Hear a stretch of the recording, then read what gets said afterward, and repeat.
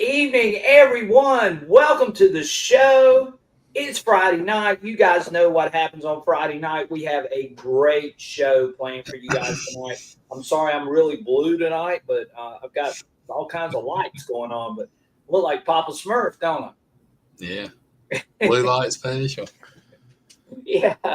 We got Mr. Chris Counter in the house with us. Y'all see Chris down below. We are Hey super guys, excited to have Chris with us tonight. Thank you so much, Chris, for being here. Of course, we got Mr. NC Relic Hunter in the house. Glad to have Mr. Michael with us as well. How's it going, guys?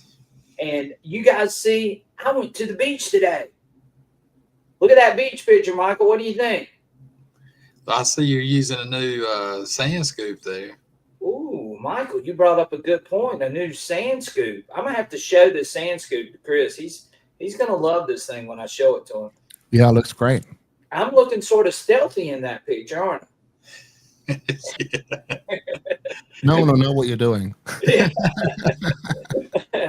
So, yeah, we went to the beach today with the new HF2 Coil, and I got a lot of information to relay to you guys from the beach.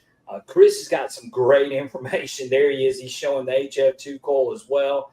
Chris just visited the XP factory, and he's got some great news and some things that he's going to share that when he went over to XP and actually visited the factory and saw some great things. Right, Chris? Absolutely, yeah.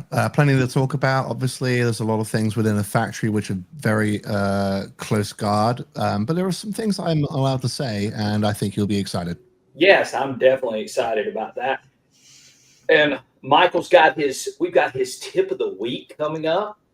That's a regular on here, Chris. Everybody loves the tip of the week, and if we don't do the tip of the week, they go crazy.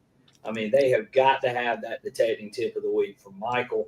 And we appreciate Michael. I had a fantastic hunt this past week, and I'm going to show one of my finds too, which I think a lot of you are going to find to be pretty interesting. And we're going to talk about a lot of things, all things XP tonight on the show, and we are super excited to have Mr. Chris Counter. Check out, if you're a Facebook member, check out the Deus 2 group. And Chris is one of the head administrators for that group on Facebook. And you definitely want to go over there. There's a lot of information being shared. He's got a fantastic group of people that are over there, and they share all kinds of stuff. So, if you're wanting to know more about the XP Deus 2 and you're looking for some camaraderie and some community, you can definitely get that over there on Chris's group on Facebook. So definitely go and check them out. But we are super excited to have Chris. And as always, Chris, we start our night with our shout outs. And you guys see the picture over here on the right? And that is going to be the new video that's coming. So when you see this thumbnail appear, you'll want to click on it, watch that video. Some really cool stuff that we did today on the beach with the XP Deus 2 HF2 Coil. It's a beach hunt. We've been dying to show this. We had a little bit of complications on the beach, and we're going to talk a little bit about that too. And but anyway, we got all that worked out. HF2 Coil worked fantastic today on the beach, and we were super excited to finally put this video together for you guys and bring it to you. And again, look for that thumbnail. That thumbnail is coming, so definitely check that video out when it appears. So again, thank you guys for being here tonight. Thank you to our main sponsor down below, Mr. LMS Metal Detecting.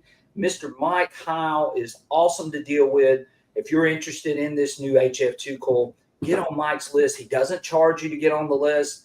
He can put you on there, and as soon as he starts to get some of these coils in, he's going to work down that list and get you some of that stuff and make sure that you are up and ready for that new coil, which is going to happen really, really soon.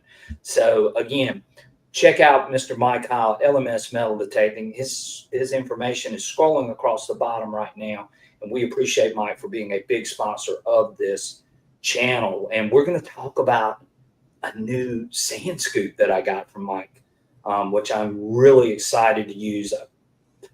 Guys, you guys know, you guys know, I don't really go crazy over a sand scoop.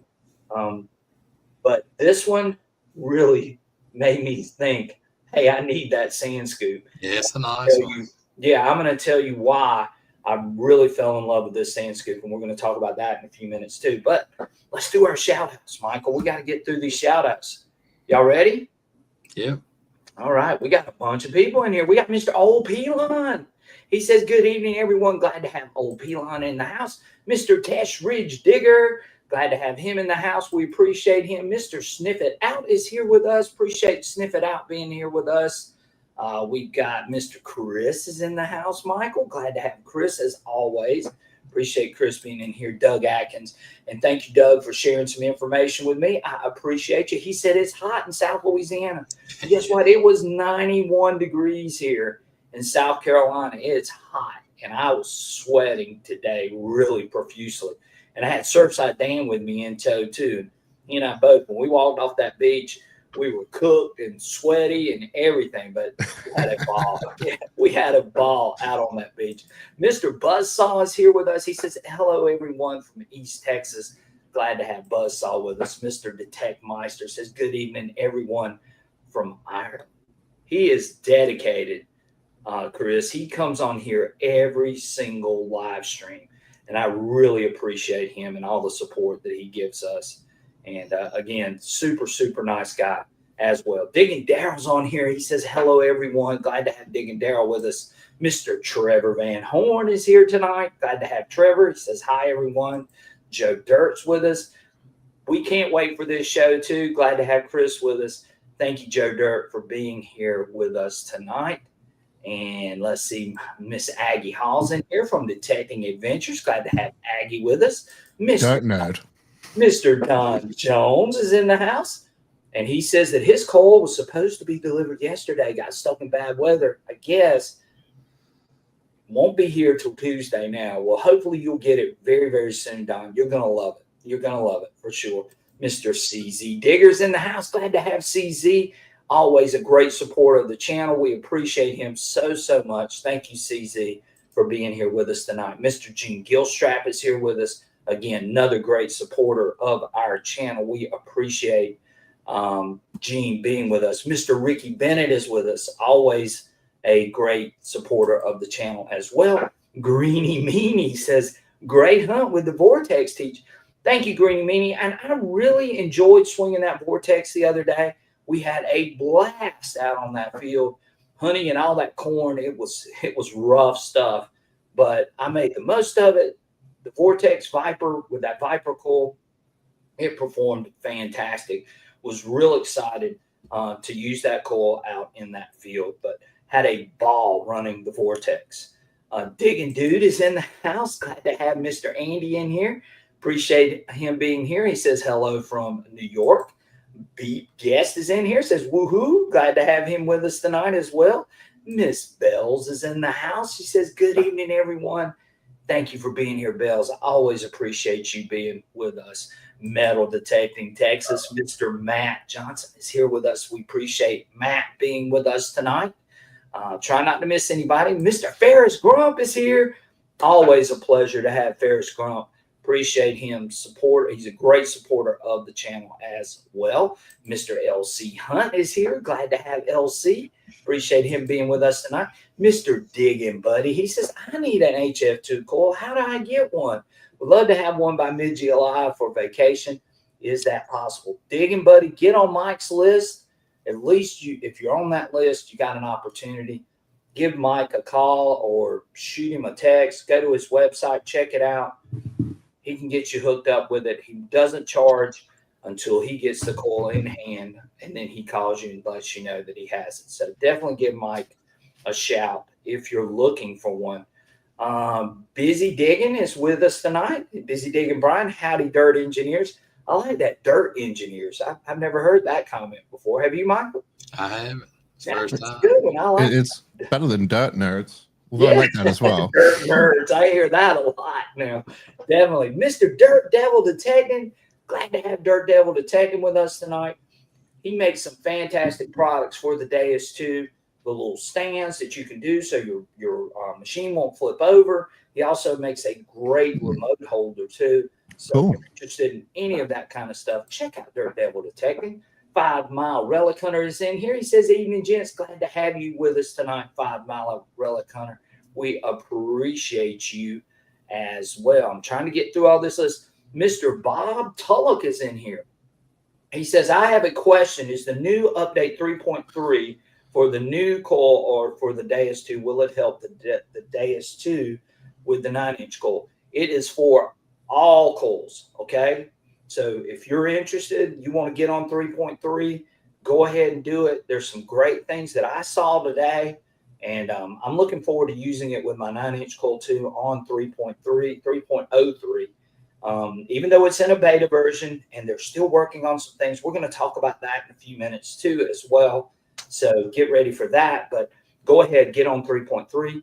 You're going to love it. Okay. Let's see here. Mr. Damian Thorne's in here. Said better late than never. Glad to have Damian. Stephen Dorfy is here. Says hello, fellas. Glad to have him with us tonight. Try not to miss anybody. Mr. Bobby Short is in here. Glad to have Bobby. And there's the man of the hour, Mr. Surfside Dan. So loved hunting with Dan today. We had a blast out on the beach playing around with HF2 Coil. And Surfside Dan says now that he's got the HF2 Coil too, by the way, guys. Ohio Fred's in here. Glad to have Fred with us. DS Metal Detective's in here. Glad to have DS. And I think, we got Mr. Richard Pelkey all the way from Vermont. Appreciate Richard being with us tonight. All right. I think I got everybody. Michael, did I miss anybody? No, it's Damien's anniversary, so we want to wish him and his wife a happy anniversary. That's what that is. Happy anniversary, Damien. We appreciate your support, and we hope that you had a wonderful anniversary sharing that with your wife and going out and maybe having a dinner or whatever you guys did. But again, super excited that you're with us tonight. So, right. Yeah. Make your presence known. Digging Buddies. Right. This is a totally interactive show, more so than any other show on YouTube. That's what makes this show special in my eyes, is that you guys sort of dictate and carry the conversation in a lot of cases. And we appreciate that. And Chris is going to share some information. We're going to take some questions. We're going to talk about some things. And I think this is going to be a great time tonight. Thank you guys for joining in on a Friday night during the summer when you could be doing anything else, but you chose to come and spend some time and hang out with us on Southern Relic Adventures. And we appreciate that so much. Old Timer 50 is here. Says good evening. I'm glad to have Old Timer 50 with us. All right. So, Chris, hey. Tell us what's going on in your world, and then we'll get into the Deus 2 and the HF2 Coil. I know, in case you guys don't know this, the reason why I get so gravitated to Chris is because Chris is working for the British Museum. And I was real excited when he started telling me about some of those things. And of course, you guys know I'm a history nut. I teach history. So anytime I hear somebody working for a museum, that just really sparks my interest. And I want Chris to tell a little bit about his work at the British Museum. And then we're going to get into the HF2 and the Deus 2 and his visit to the factory. But tell us a little bit, Chris, about all of that and what you're doing with the museum. Absolutely lovely. Thank you so much. And thanks everyone for a warm welcome. What a roll call, by the way. So props for that. Love it. Before I get on to a little bit about me, I think when I come on this show, the bit that I love about it, and you guys probably know, at least a few of you know, I know Aggie knows because she hoovers up a lot of the prizes that I put out. Right. That I run my own show on a Deus 2 group. And, that's very XP centric, but I am a detectorist at heart. I have been doing detecting for many, many years. And 20 years ago, I was mudlarking and things like that. So, this relic hunting is in my blood. I have also got a huge passion for anything age of sail, as in ships, until about the end of the Second World War, maybe a little bit over.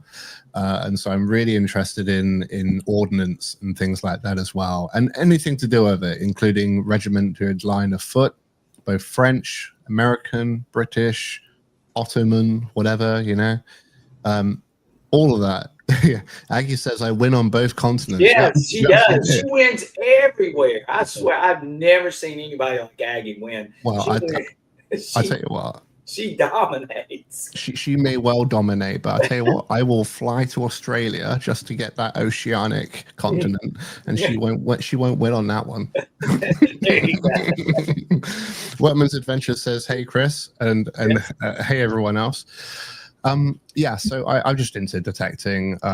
You've mentioned about the vortex. I'm really interested in all of the detectors, and I think really, when you're so into a particular brand, like say for me XP, I mean, ignore other detectors at your peril, because everyone's got some ideas. And as I spoke to the CEO of XP very recently in the last week, we had a meeting, and he said, Chris, detectors are really at the very peak of where they're going to be in this particular generation, and that goes for all brands, doesn't matter what it is. And now's the time for everyone to look at what we've got.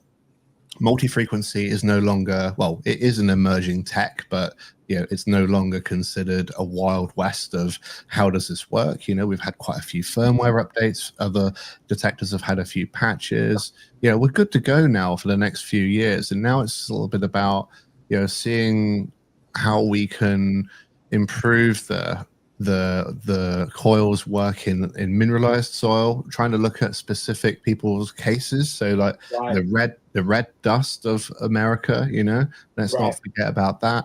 Australia's got it too, but Australia's also got gold as well as America. So that's markets, if you like, if we want to call it in business terms. Right. So I'm into all of that.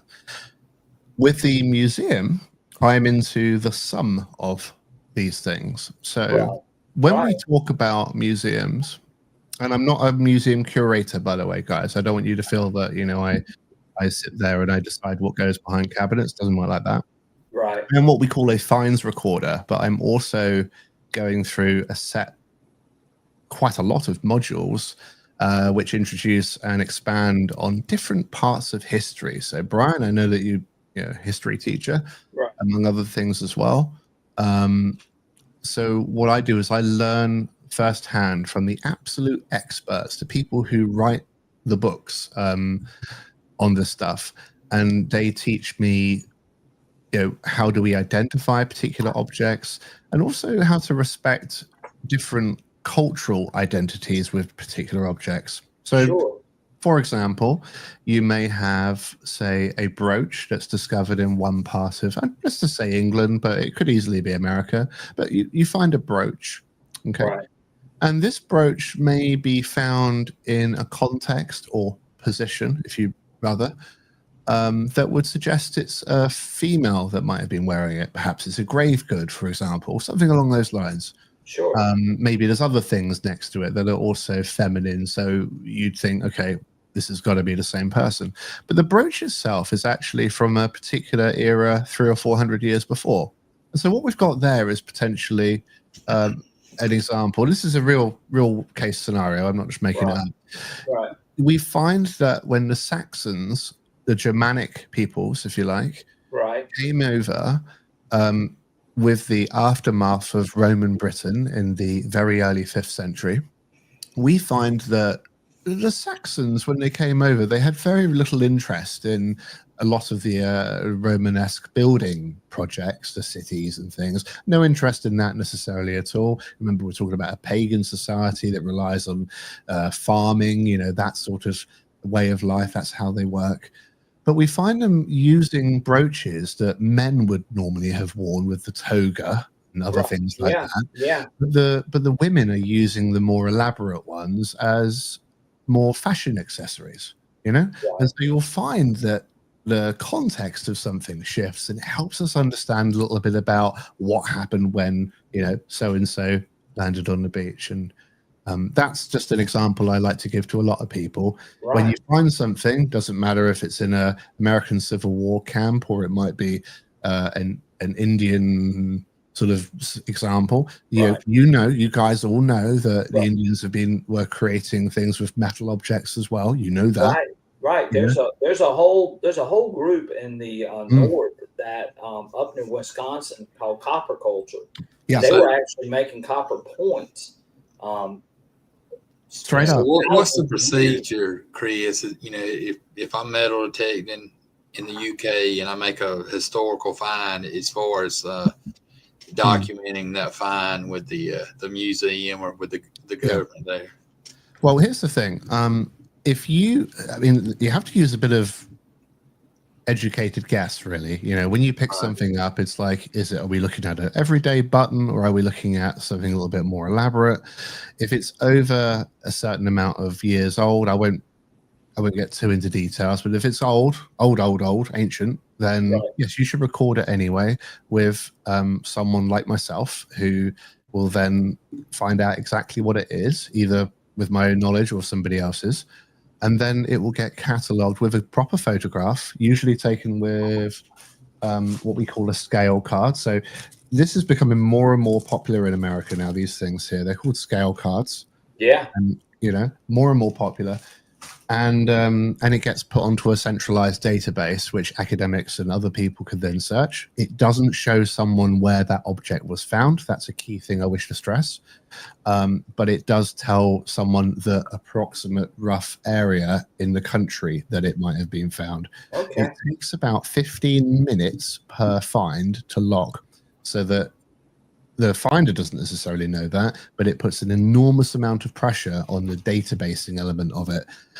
So it is tricky to log everything. We would like it, but then there has to be some sort of, we have to draw a line somewhere. Right. Yeah, I get it. 100%. Well, I know that's fascinating work, and I mean, between you and I and Michael, I mean, and the audience right now, I mean, that has got to be exhilarating when you get to actually see some of these things and maybe even touch some of these things that are, rare and different, that you don't see every day. So I can imagine that that's just a ton of fun just to be able to see some of that stuff. What's the find, Chris, that someone's brought in or that showed you that you were like, wow, this is something I've never seen. It's super rare that you can remember that stands out? Yeah.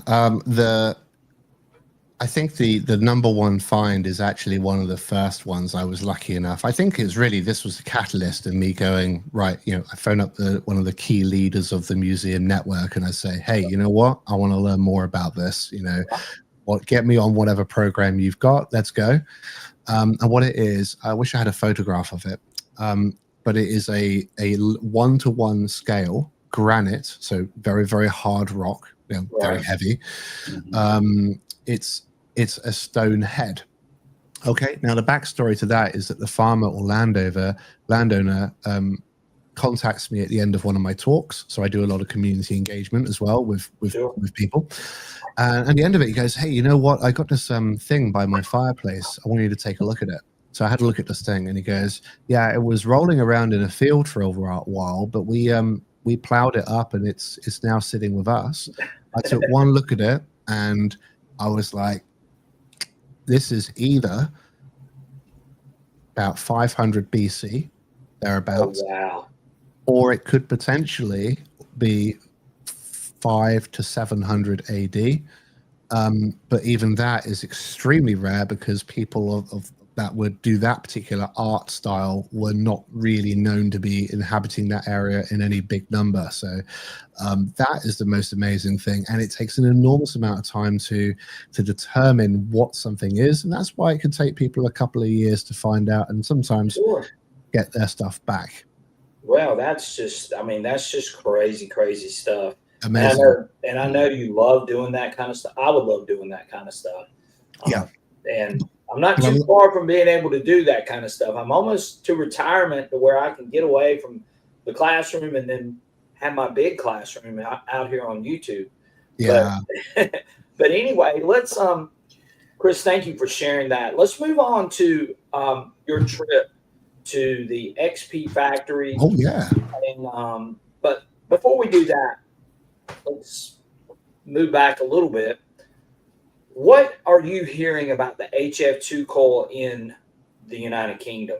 What are people saying? What do they feel like they're going to be using this coil for?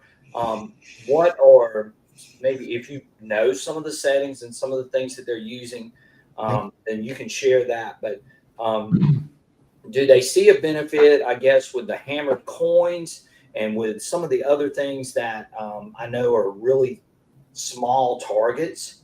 And I know this is what the HF2 coil is designed for. Of course, we have some small targets too, but those little small hammer coins, I know how thin they are, and I know how tiny some of them can be. So I was real curious as to seeing what the perspective was as far as the HF2 coil, what people are going to use it for, where they're going to see the benefit for it, and so on. So share a little bit about what you're hearing. And I know you got the HF2 coil. I do. But just share some of that information. And Michael, if you got a question you want to ask Chris. Well, I know one of the advantages, I've watched a lot of YouTube videos from the UK, and they had a lot of stubble fields. And I know that coil is going to be great getting in between that stubble and a lot of the fields. Absolutely. I'm itching to answer this question. Yeah. So museum stuff aside, let's put that in the trap. Yeah, not in the trap. Let's put it over there on the shelf. Right. Let's get straight to it, boys and girls. This is where we're at. These guys are here. They love the museum stuff, but they were really here to hear about this HF2 coil. Exactly. And right. Let's go. So incredibly light is the main thing. Well, it's not the main thing, but it is incredibly light by definition of what it is. I am super, super stoked at how light this damn thing is. But it's also very clever as well in its design. Really, really clever. Those who haven't seen the video that I interviewed Michael Eakers, this bit at the end, this is a plastic piece to go along with carbon fiber. They work extremely well in unison, and this allows a little bit of flex, okay? A little bit of flex. You're not going to break any coil ears, and you benefit from the carbon fiber element. So straight out of the gates, guys, not many people are talking about how cool this is. This is really cool. Stoked about that. Okay. Actually, with that said, the battery. Okay, I'm just going to do the dimensions and weight, and then we'll get on to the real cool stuff. Yeah, that'd be great. People want to hear that. I'll tell you, there's a couple of big hitters coming in a few moments. Okay. The battery is incredibly light. You can also purchase additional batteries should you wish. The HF2 coil is 3 times more powerful than the 9-inch, 11 and 13-inch coil. It's an extremely powerful bit of kit. You can, as I said, pop in another one of these. But these batteries, they last like, I think... They're 10 hours. 10 hours, isn't it? 10 hours. I was going to say 7. And the reason I was going to say 7 is because I'm still figuring out whether the very lowest frequencies will affect that. I don't think people are going to be using the lower frequencies really for this. No EMI. Yeah. No EMI. Electromagnetic interference. So if you guys are detecting, I mean, you get it in a beach environment as well, but it's more often going to be in field settings, especially if it's an enclosure, horse field, blah, blah, blah. To have no EMI, including, guys, those who have to put up with other machines in rallies and token hunts and stuff like that, I can't tell you how many times I can hear a manticore from about 20 feet away. We all know it. Sure. Now, I don't know if this is the case, but the people who I'm listening to that I have asked to review the machine, and it's about 10 people, I'm going to go through lots of it today. They're saying there is no EMI. It is extremely quiet on mineralized soil, but also in heavy iron soil as well. It is extremely quiet in the places that count. Right. So and we sort of played around with that today. I've got a bucket of mineralized soil from the hottest soil that you could possibly find here in the United States. Yeah. It's up in Culpeper, Virginia, just above Culpeper, Virginia, which is known for its hot soil. You can't even run a regular VLF machine in that kind of dirt because most people are having to use pulse induction, and I've actually swung over that, and I'm hopefully maybe I can do a test to sort of show some of the benefits of that in that hot soil. Michael saw me or heard me actually hitting about 5 inches down a nickel, and it did very well. It hit it really strong, picked it out of that dirt, and we were really impressed with that. And I agree with you. I think EMI mitigation is going to be one of the main focuses. And I actually made a video about it before they even released the coil. So being able to run those higher frequencies will definitely slam out that EMI. And when you can run at 89, or you run it in Deus Mono and go up to 120 or 111 or whatever you want to use, when you run up that high, you get rid of that EMI mitigation. And you know what? To add to that as well, I don't know this with certainty, so if anyone else knows in chat, please just pop it up. I'm reading the chat, and it's really nice to see so much conversation going on. Yes. Forrest Grump says, I have my notepad ready. Yes, okay. Yeah. So I suspect that because the machine, the coil, works so well in mineralized soil, that this could mean that although it's not designed for depth, and I must stress that it's not designed for depth, it will do 4, 5, 6 inches, but don't consider it a depth monster, but by definition of the fact it actually goes through mineralized soil and kind of ignores a lot of the ferrite properties of it, it could well mean that you're actually getting more depth than other coils that don't have that ability to go down further, so I haven't seen anyone actually tell me that, but just looking at the brass tacks of it, surely that's how it works. Just to add to a quick one, and then I'll take questions. Sure. Yeah. So we've got a person here. I'm actually going to read it out if I can. Okay. This is going to be a tough one. I've got a screen just over here. That's okay. Yeah, so I asked a question about which programs people are using, and they're telling me that they're using general program or SensiFT. We know that the sensitive program is quite popular at the moment for people who want to run slightly deeper settings and so on. But they're all telling me the same thing, that the iron separation is brilliant out of the box. So we all know that you can get a machine and everyone's telling you that it's great out of the box, don't have to do anything with it, but you find that actually the reality is that you've got to make a few changes, and then you reach out to communities such as mine, and then you find out the answer eventually. But it can be a bit frustrating when a lot of people are telling you one thing and you're getting a different experience. So yeah, great that we have communities out there for all different brands of detector. I am fairly confident that the HF2 does work out of the box without too much trouble, but you do need to ground balance with it. Yeah, and that's one of the things that I've been sort of reminding people about, because a lot of us, just like John Franklin, he just left a great comment. He said, my soul is pretty neutral. I was out yesterday for 7 hours, does some target 8 inches general program. Now, this thing is deeper than that. I mean, I've shown it hitting up to close to 12 inches on bigger coins. Okay. So the depth is there for this machine, and out on the beach, pretty deep too, out on the beach, considering this is a small coil. My whole thing with this coil, and I've said this numerous times on a lot of my videos, this coil is a situational coil, and I want people to understand that it's going to be great in certain situations. You're going to use it in tight spaces. You're going to use it in real trashy areas. It's not meant to really replace your 9-inch coil if you use a 9-inch or if you use an 11-inch. But what it is it's designed for those types of situations where you've got a real trashy area. You're looking for small gold. you're looking for better EMI mitigation. This is where this coil is going to shine. You're looking for thin gold chains, out on the beach. If that's what you're going to be doing, then this is a coil for you. And the other thing I want to stress is that, remember, the software is in a beta version. And that's one thing, too, that I think a lot of people are forgetting. So even if you're getting a sort of weird experience, if you get this coil, doesn't mean that something's not going to be changed. Like right now, we know the VDIs are a little bit off. The target IDs are a little bit skewed. A lot of the coins are coming in at 99 here in our area.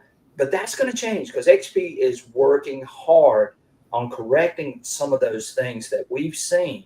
So just be patient with it. But again, you brought up a great point. Ground balancing, especially when you're running those higher frequencies, is key to this coil. You've got to make sure you ground balance. And you can utilize the ground stabilizer in a lot of cases.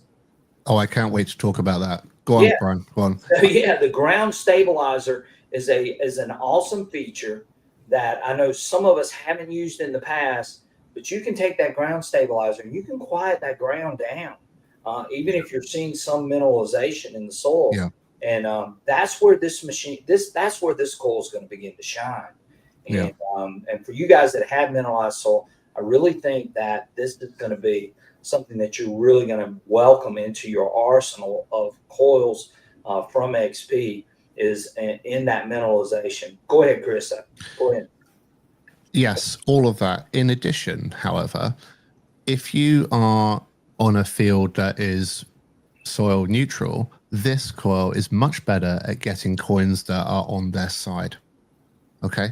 Much better than anything else. You will find that you will leave the field with, and I get this isn't particularly desirable trait, but this just proves the point of how it works, is that those little 2.2 pellets and 177 pellets, it will pick those up. And you wouldn't normally get that, or like birdshot and things like that. Okay. I got a great story about birdshot. I'll tell you in just a minute. Go ahead. Yeah. So, it will pick out a lot more stuff. Okay. But with that, it will mean that you can get some more coins out of it. And that's just great. We all know, everyone in this chat, I know of that, how elated you will feel when you go out to a permission because it's maybe a bit of a dull, rainy day. You got an hour and you go out there and you get you get like a great nickel, or you get a buffalo, or you get like a walker, or something like that. And you're just like, holy cow, what was that doing there? We know how great that feeling is, and this coil will help that. It's not going to, as you say, it's situational. About the numbers and the fact it goes 99 and things like that. Now, I know that, well, I definitely know because I've spoken to the right people. Sure. XP didn't release this coil thinking, we'll hope no one notices about the 99 thing. No, we know that. Yeah, I know we all know that, but the philosophy is that when you go to frequencies that are above sort of 60, 70, the target ID changes, and that is the same for detecting philosophy. That's not just an XP thing. So this is something I think Philippe Colin mentioned this at the beginning of one of the former streams where XP were on here. They are aware of it, but this is more of a thing that is just about metal detecting. So I'm confident there will be improvements, but it's behaving pretty well. No, it is behaving really well. Test Rich Digger had a good question. He said, why would you ground balance if your soil is neutral?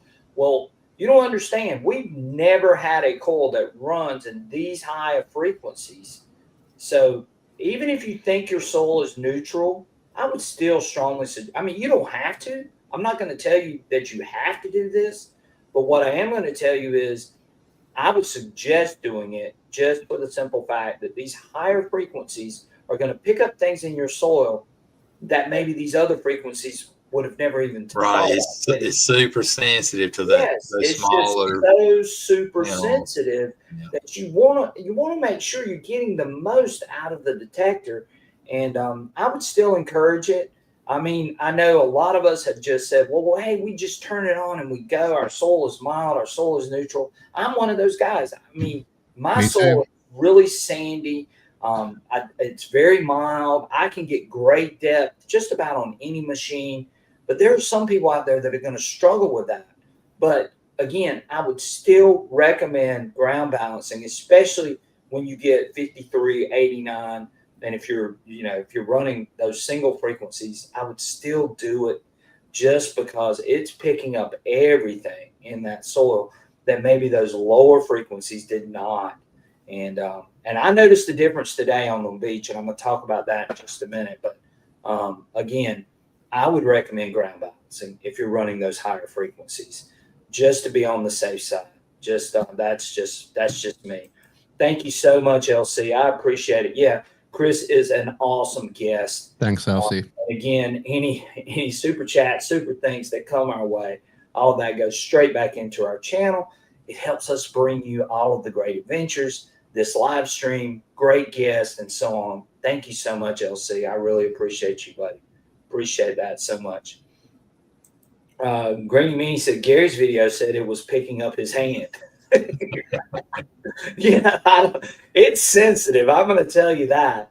And I noticed it down on the beach today running 89 kilohertz. But what I am going to tell you is I was running and I'm going to go ahead and say this. I was running 3.02 because I was told that 3.02 really didn't have that much changes in 3.03, and it was mainly for the extreme, but there were some minor bugs and fixes.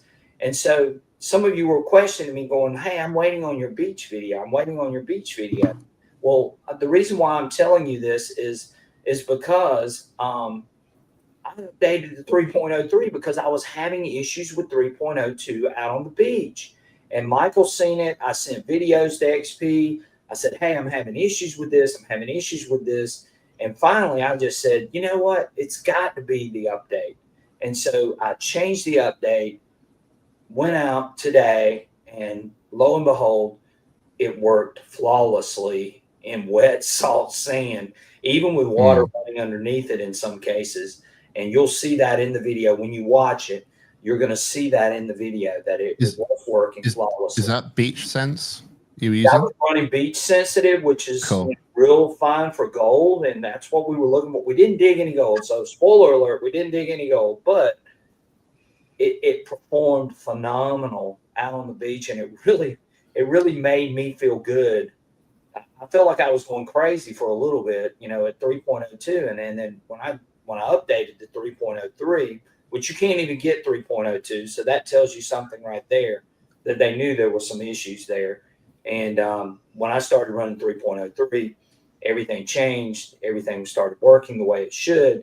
And again, I've got confidence that XP is only going to refine this thing even more. And if you can run 89 kilohertz on wet salt sand, that's pretty crazy. I mean, because you would think it's going to be falsing, and it actually worked very, very, very well. Now, there is one issue. Tracking seems to be a little bit off. Well, that's what I was fixing to ask. Joe Garrett was asking. Yeah. So we've heard that, and we know that, and we've reported that. I could not get tracking to work when I was running it with 3. I didn't try it yet with 3.03, but I know that it didn't work with 3.02. So I think they're still working on that a little bit. We do know the target ID numbers, just like what Chris was just talking about. We do know that they're looking at that. They're going to address some of that. But other than that, guys, this thing is working just like it's supposed to. And that's the good thing. And I think it's only better. They're going to improve it. And we're going to have a product that a lot of people are going to get really excited about. Yeah.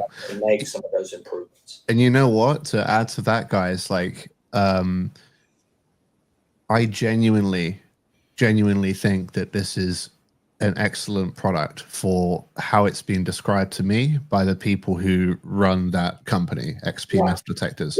It is designed to work situationally.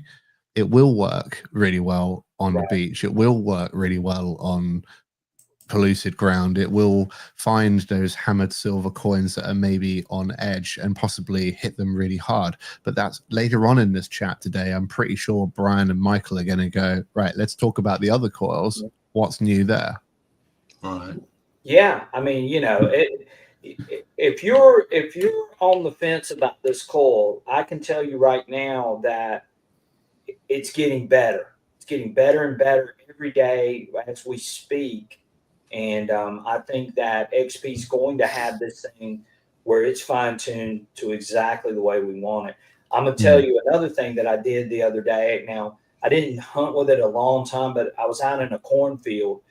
And, man, being able to get in some really tight spots, like in between corn stalks and stuff that I would have never gotten into with my 9-inch round coil.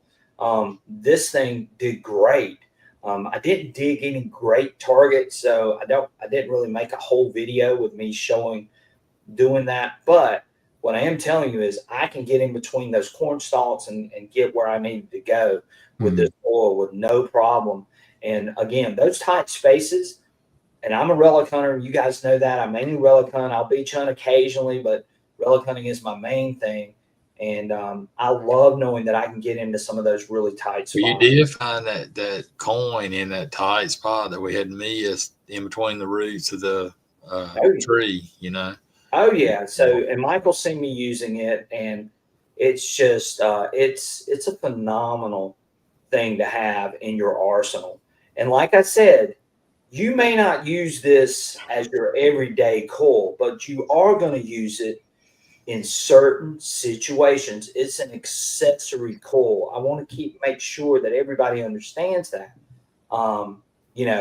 It's going to be great for all the things that I just mentioned a few minutes ago. And that's where this thing shines, is in those situations of tight spots, EMI, high EMI, really trashy areas. I know you guys have seen Pastreak's videos where he's hunting in parks and he's digging out things left and right. And that's where I think this coil is going to shine.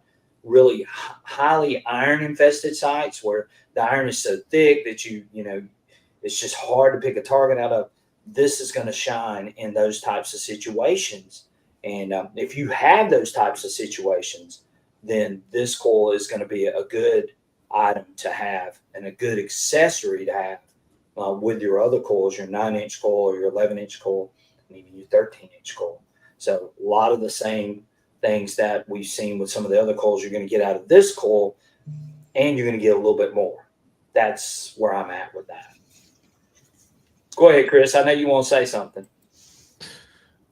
I was happily listening to you two. Let's talk a little bit about we've done the HF, and we'll switch back to the HF probably throughout the show. But I wanna sort of talk a little bit about the other coils that we've got. So I've got the 9, the 11, and the 13. And by the way, I've put some crazy programs on some of these that I've just made up myself. I did a program with the 13, which is designed for if I'm token hunting and I got to find as many as possible, as quickly as possible, then I just got running amazingly fast reactivity. And this 13 is just going boom, boom, boom, boom, like, and everyone's running around with their 9s delicately trying to find a thing. And I'm just going there with a big arm, just whacking the competition away. And that's just very situational. But I digress. So with the 3.03 update, yeah, I know there's a little bit perhaps with the 3.02, but let's talk 3.03. It retains the silencer, the negative silencer, and the iron brake as well. And Wow. see, guys, I'm stealing Brian and Michael's thunder for a sec here. I'll shut up in a minute. Look, I'm more than happy to let you steal my thunder. Oh, I love talking about it. Anyway, we love information. Everybody on here shares great information that we can use, and we're glad that Chris is on here sharing his information with us from over in the UK. But everybody on here is an XP ambassador themselves. They're sharing their information with us, and others are watching and listening and seeing the chat and seeing all these things. And that's what this channel is about. It's helping each other get better, helping people find more finds, helping people enjoy the hobby too. That's what we try to do here. And we're not going to badmouth a metal detector. We're not going to badmouth an individual. We're not doing any of that. We're all about having fun, looking for things, and understanding the workings of all of these machines. Yeah. Why is it good? It's like the hockey puck mind lab, you know? Yeah. That's like everyone knows it. It's been around for donkey's years. We all love it. It works well. You know, it's a great thing, you know? Let's say it. It is. Right. It definitely is. There's no question about that. Now, I should have picked up the 9, but the negative silencer is a big deal, guys. So it's only just come out with 3.03. What it allows us to do is to go over in the same sort of way. I'm not talking mineralized soil kind of stuff, but if you're going through, let's say you're in a colonial site, all right, and you and I both know that when you get into what used to be a shed or some sort of wooden structure once upon a time, you and I know that there'll be an awful lot of iron nails and things like that there. If you switch that negative silencer and you're using, say, a 9-inch coil, it'll work with a 10 as well, the 11 as well, but if you put the negative silencer on, what it does is it allows you to expand a little bit on the capabilities of this coil. I call it raw power. It's not raw power. There's no actual extra power added in. It's just opening up more of a window for you. It just works. Honestly, man. What do you usually run that negative silencer on, Chris? You know, if you're hunting an iron infested site, or have you heard people running? Yeah, I'll show you. Yeah, if you've got like this is a colonial period sort of button. You can't really see it. Sorry. Yeah, that's a ball button. Yeah, exactly. Yeah, these things are really great to find. They're kind of small, and sometimes they're quite degraded as well. They're not really made particularly well, but yeah, this is where you have that negative silencer, and if this is hiding around like a few nails, that negative silencer will find it. It will be a little bit more of a sparky experience in general, but the idea being, of course, you use it situationally. So you could have, say, a custom program, and then you could have and give it a name, and then you could have the same custom program and maybe just call it like a little minus next to it, and you know that you can just press on one button, doom, takes you to the negative silencer version of that one, doom, takes you back again. You know, just like you would with a MindLab CTX where it had its button. That's what I love about XP is that you can do that. You can set those programs up with different silencer, different reactivity, different whatever you want to do, and have them side by side if you needed to, and just flip back and forth. Yeah, that's what makes it really, really good.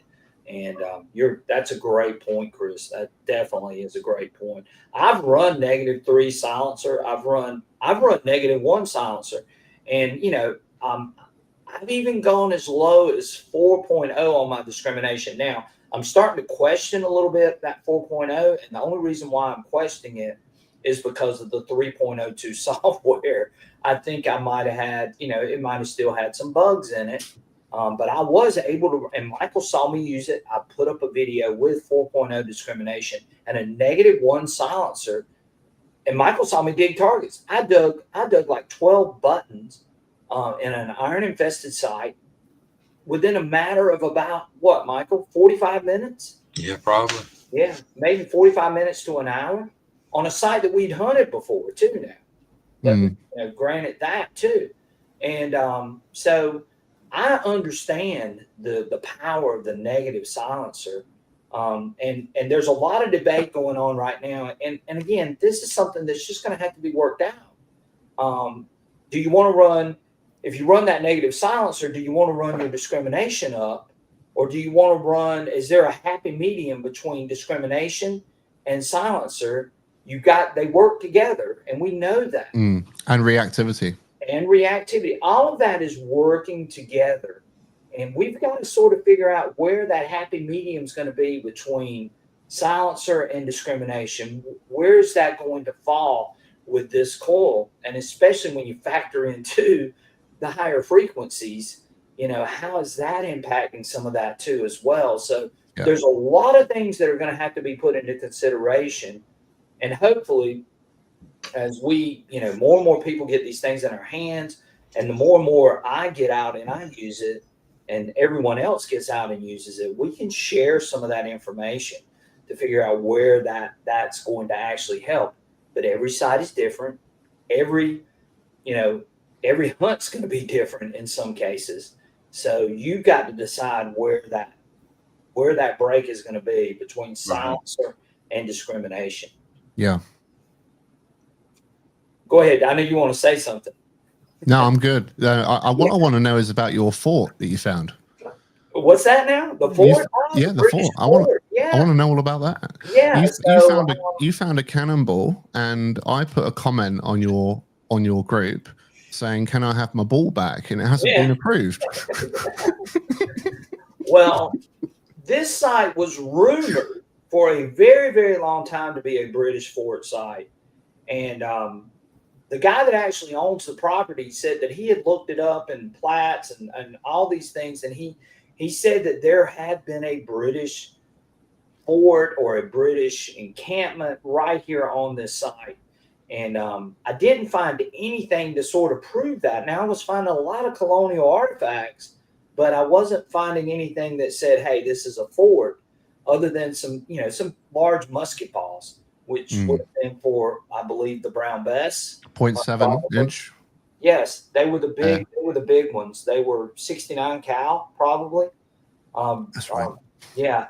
And so, I kept hunting this place. Well, I got away from this place for over a year, and then I decided I was going to go back into it. I went back into it, and lo and behold, I dug a 3-pound shot, which is basically what it was. And LMS Metal Detecting was with me too, and he was like blown away. And then I turned around and dug another one, like right behind it, and that pretty much sealed the deal. That what we had researched and what we had found was true, and that it was there was some sort of British activity during the Rev War on this property. Did you say a 3-pounder, by the way? Yes, it was a 3-pounder. So a 3-pounder is still pretty big for a deck gun, but what would often happen is that they would take off the gun. If you imagine on the Age of Sail ships, the frigates from third rate, fourth rate, and all the rest of it, you'd often have these guns at the top to rain down onto the decks of the ship that you might be boarding. And what you do is you'd pull those up when you get onto land. Obviously, you've got no one really to worry about necessarily. So you take those off, and they would be one of the first things that you would mount. And you take a lot of shot. They would take a lot of shot, which would usually be stored as ballast anyway. So they had a lot of that kind of shot. So great stuff, really good. Michael, were you at that dig as well? No, I was not. I've been to this site before, but I wasn't on that dig. Michael knows this site very well, and we knew that there was a lot of colonial activity on this site, and we got a beautiful lead bag seal that was from Leeds, England. Okay, and it had a pig on the front of it that was hanging up and for slaughter, and or a sheep. I'm sorry, it wasn't a pig; it was a sheep hanging up for slaughter because it was for textiles. But this was the most beautiful bag seal that I have ever dug. I mean, it was beautiful. It was in such immaculate shape, and that told us right there too. And I dug so many buttons. I mean, button after button after button, and all of them were high quality. They were gold gilt all over them still in some cases. Just beautiful, high quality buttons. So we know that, and I know this for a fact, that a Revolutionary War general actually owned this property. Okay. So we know that it has all of the ties to the Revolutionary War. If I could make a comment on the bag seal. So you mentioned that it was a sheep. Yeah. If way back into antiquity, in fact, actually in the years, what we call King Offa. Okay, so this is like 8th century, basically, in Britain. Now, he was liaising with the French king known as Charles the Great, or Charlemagne, which you probably know in the history books. Exactly. Now, Charlemagne, in one of his various correspondence with Britain, complains that the amount of cloth used on the textiles that are coming in, especially the robes that one would wear, was not good enough. It wasn't long enough for someone who was going outside. And what it tells us is, A, we've got someone moaning about the quality of the trade agreement, but also it's telling us and reaffirming that Britain was producing, at least as the French or Franks called it, the best quality cotton in Edward I, which is the year sort of 1300 and just before and just a bit after. He's referring to the Welsh cotton trade as being white gold. Yeah, sure. You know? Yeah, well, that's what it was here in the South. You know, exactly. So if you gold, and so king, that's what we used to call it. Yeah, so you're probably going to find that you know, that bale of whatever it was probably going to be cotton. Yes, I'm sure it was. Yeah. And look, it would not surprise me if it wasn't for the soldiers that were in that fort or at that fort in some cases. Yeah. You know, but anyway, that's my story about the fort. I'm glad you asked me about it. I love it. But that's the story of the British fort. And we've dug another cannonball too that we really feel like is British. It's a 6-pound solid shot that was dug off of a creek here in South Carolina. And everything that came off of this site, and we dug 2 cannonballs off of this site too. Yeah. But everything that came off of this site was pre-1800s. It was all 1700s, which that's, you know, to us, I mean, I know that doesn't sound like much to you. No, it's cool. It's great, very cool. 1700s, 1600s, and I think I told you, you know, I dug a 1619 Dutch coin off of this site that I've been hunting, which is just phenomenal. And if it hadn't been for Facebook, I would have never known what it was. A guy reached out for me from the Netherlands, and he goes, "Look," he says, "that coin came from the area that I live in." And he sent me a picture of the exact coin, and it matched up perfectly. And it was just the craziest thing. I can't imagine something that old coming out of the ground. And I was using my Deus 2, and it rang up a 54 on that Deus 2. It rang up really low, and I took a chance at it and dug it. And sure enough, that's what it was. That is the earliest coin that I have ever dug here in the United States and in South Carolina. South Carolina wasn't founded until 1689. Yeah, so, wow. Yeah, so to dig something 1619 is just crazy to me. And but anyway, I can talk history all day, but I know a lot of these people, they want to hear more about this HF2 thing, and we're going to keep on with that. But you want to answer that question, Brian, about the software? Yes. So Tim Acosta said, would you recommend installing the new software?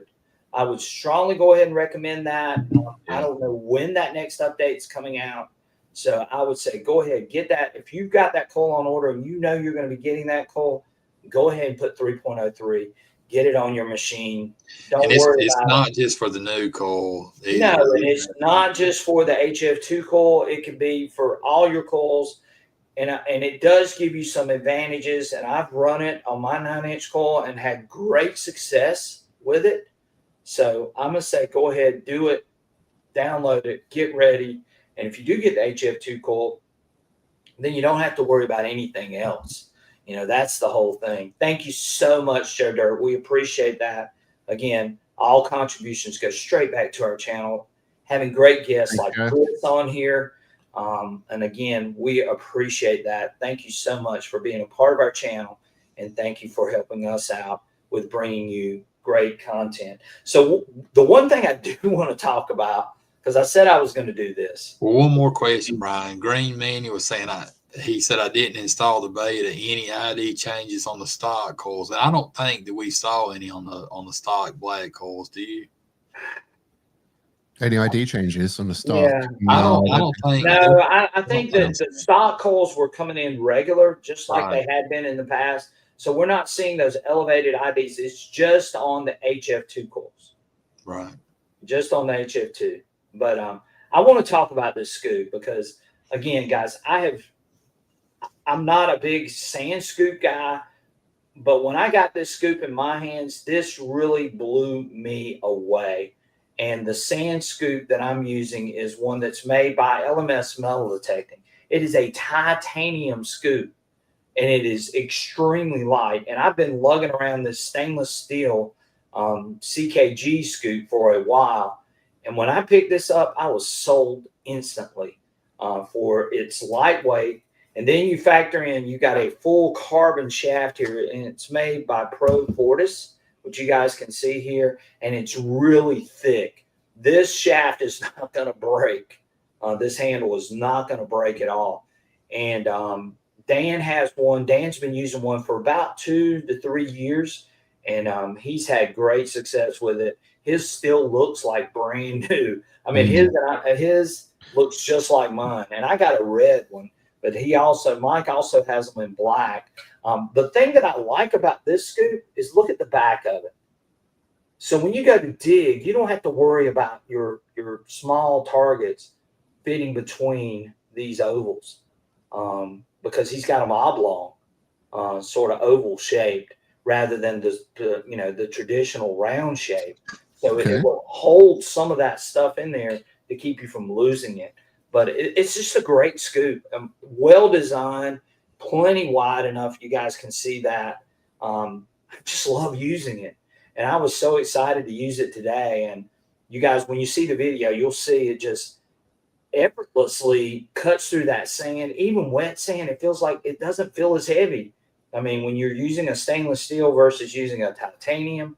But I really, really, really love this scoop, and I think any of you guys, if you decide that you would like one of these scoops, I think you'll be really impressed with them. Now, I will say this, because it's so light, if you get out in the waves, you don't want this thing to come back and hit you in the leg because it'll hurt.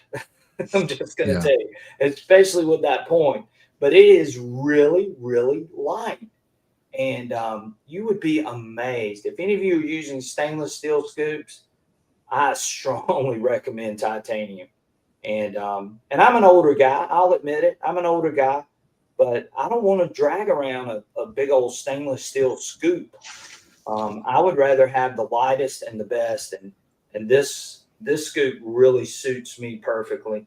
And Mike does have those scoops on his site. So go check out Mike. If you're interested in a sand scoop, some of you may not, but I have a question on that. Sure. It looks like a medieval helmet. Can you wear that if you wanted to? Yeah, you could put it on top of your head and walk around with it. Yeah, Aggie says that she held Dan's scoop. It's awesome. I have an extreme scoop, but I'm very tempted to get that one. Aggie, I strongly suggest this. That extreme scoop is heavy as heck. This scoop is so light, and that's the reason why I got it, because I was using Dan's the other day, and I said, Dan, I got to get this scoop. Where in the heck? And Mike was the one that he got it from. And so I called Mike up. I said, Mike, I need this scoop. I got to have one of these because after using Dan's, I just fell in love with it. And I'm not that kind of guy that just – Mike will tell you, Michael, am I picky about shovels? Yeah. So, yeah, he'll tell you I'm picky about all sorts of things.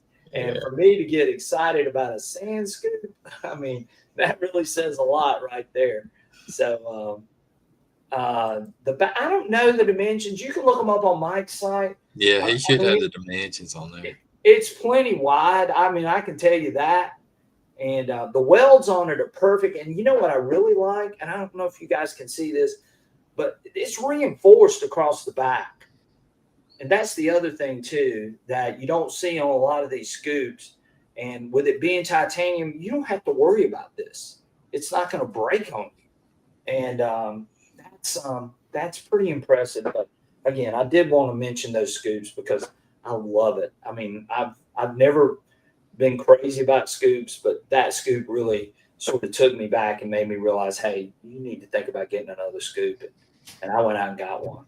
So yeah, CZ Digger says, yeah, the extreme scoop is heavy. Yes, I know, CZ. You need to contact Mike. Let him show you this scoop, because it is really, really, really, really awesome. Chris, we got some other things. I mean, I'm gonna get away from the scoop now. So Chris shared with me a great video. Chris, do you mind if I share that video? Yes, just before I dig in, dude has said about does HF2 work well in plowed fields? Right. Yes. Honest answer, I don't really know. However, we know that Deus coils usually work quite well in plowed ground. I think really we're going to have to wait and see on that one. But it does, again, it's not a depth master, this HF2. But by definition, it depends on the plowing. If you've got a seeded, as in a drilled field, so it's like flat, then Right. the thing to bear in mind, right, guys, is that when the seed drill comes in and you get that flat, freshly plowed, well, not freshly, but that flat experience, what it's done is it's compacted that soil down a little bit as well. All right. So if you're going into a field and it hasn't had that yet, you know, and you've got sort of lumpy bits and you've got like these sort of rows, if you like, the traditional field, what that is you've got an awful lot of air between those clumps as well. So, and this is one of those things that can be a problem for detectors. So I suspect the HF2 may struggle a little bit there. So watch this space. Yeah. Well, so I'm reading comments too, Chris, while you're talking too. So Wayne was asking me, Mike, who, just to let you guys know, Mike is LMS metal detecting down below, and you can go on his site. You can look at all of the products and things that he has available. Again, if you're looking for the HF2 coil, you can go to Mike's site or give him a call. His number is on the bottom. You can call him. He'll be glad to hook you up and put you on the list. You don't have to pay. You don't have to pre-order anything like that. You just say, hey, I want to be on the list for that. And as soon as he gets it in, he just basically goes down that list, and he will get you, that coil, whenever it comes in, if you're on that list. Wayne says that titanium is brittle, but I have not seen that, not in my cases or in the cases that I've seen. Dan is a avid beach hunter, and he hunts all the time on the beach.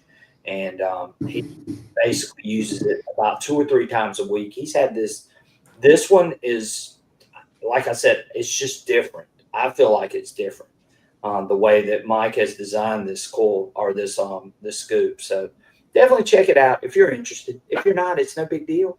But I'm excited about it, which you guys can tell, and I love using it. So again, it's a good one. Yeah, Digging Buddy says, can you put me on the list, Mike, or do I need to call you?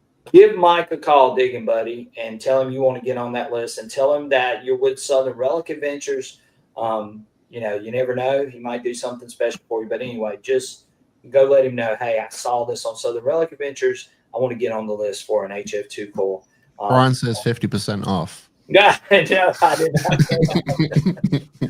Michael's on that list. Surfside Dan was on that list. So, there are a lot of people that have really jumped on this. Mike is a high volume dealer. So I feel like that when XP starts releasing the mass of coils, that Mike will be one that will get a good many of those coils on allocation if that happens. But, that you can ask Mike what he thinks, or what he feels like as far as his allocation could be. Just talk to Mike about that. I can't speak to that, but Mike is a high volume dealer for XP, as well as many of the other manufacturers as well. So there you go. Okay, Chris, I've sort of lost track, so I've been rambling for a little bit, but Hunter Factory. Let me tell you one thing about the beach real quick. Reactivity. You want to make sure that when you're running this thing on the beach, if you're running 89 kilohertz, if you drop below 2, you're going to find it to start picking up. You're going to get some feedback. I will tell you that. That's what I saw. But 2 is ideal. You can even go up to 2.5 if you like. If you like swinging it fast on the beach, then you can go up to 2.5 with no problem. Salt sensitivity, It you're seems going like to have with higher frequency, you had to go with a little bit more reactivity exactly. on that And mineralized soil. salt sensitivity, that's going to be something that you're going to have to adjust on the fly with your beach. Your beach may be different, but yeah, salt sensitivity you would definitely want to look at and adjust how accordingly to if it's falsing or you're getting some feedback, then you could adjust that as well. Sensitivity as well, you're going to have to adjust that. Silencer, again, you can decide. Discrimination, I ran today at 6.8, had no problem running it at 6.8, the scrim, running beach sensitive. And again, beach sensitive is more sensitive to gold, to small gold, and had no problem with it. Ran it in the wet salt sand, even ran it in the surf. You'll see in the video. I actually dug a cell phone. Spoiler alert, I dug a cell phone, and it was in the surf, sort of. And we were able to sniff that out with the HF2 coil. But again, nothing fantastic going to be found in that hunt, but you will get to see the machine in action. You will get to see the numbers and things that are coming up on there. I even showed the trash in this case, so you guys can see what some of that trash is coming up as. So I showed a little bit of everything, which I felt like you guys will appreciate. So again, when that video drops, which it should drop tonight, go check it out. I think you guys will be impressed with what you see from the HF2 coil. So let's go back to, and I know we're running long, but let's go back to the videos. So Chris, you went and you saw the Extreme Hunter. I know there are a couple of people on here that have asked about the Extreme Hunter. Well, there's one thing that 3.03 addressed, and that was something to do with the audio. You want to explain the audio to them, and then we'll show that video clip real quick. Yeah. So, guys, I've got a few hours with the Extreme Hunter, but I've actually used it a little bit out of its normal scope. I actually use it to understand the mineralization around structures, so I could map out how big a structure is. That's how I use it. So it's not really working as I don't use it as intended. That said, the standard audio for a long time has been square audio. Square audio is great. It's fantastic. Everyone knows it very well, I'm sure. Sure. And you do have to use, by the way, Extreme Hunter with headphones, preferably the WSA 2XLs, but not essential. The thing about square tone is that it can be, if you're using it in, say, you want to find something in particular, maybe you're using it for an hour or two, it can get a little bit taxing having the square audio constantly going at you when you're going over non-ferrous. And remember, guys, that the Extreme Hunter, down to a meter and possibly a little bit more, it fully discriminates. You're able to dial in and actually pick out non-ferrous versus ferrous. So you can hear those tones very well indeed. What XP have done is they've looked at the market, they've looked at what people want, they've listened to feedback, and what they've done is they've, roll the tape in a sec, they've added a new audio option. Yes, let's see this video real quick, and we'll come back with you guys in just a second. This is the Extreme Hunter with the new audio that I believe came in 3.03. And for those of you that are interested or still, playing around with the Extreme Hunter, this is a great video, and it shows the new audio. And I think you're going to be impressed with this. And we're going to show that right now, and then we'll be right back after the video's done. So stay tuned for that.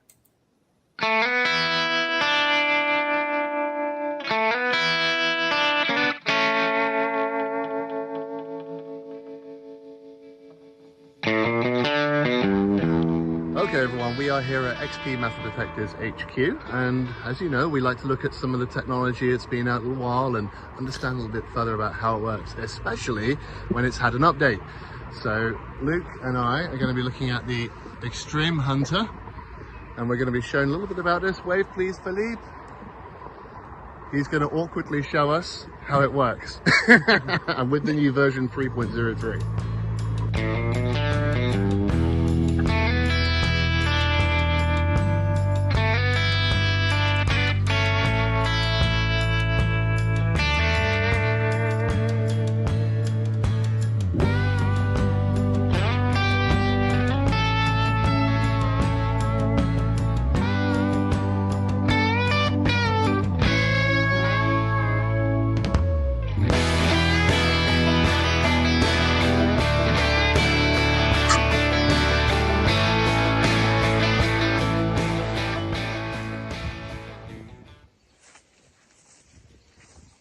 So this is 1 meter down.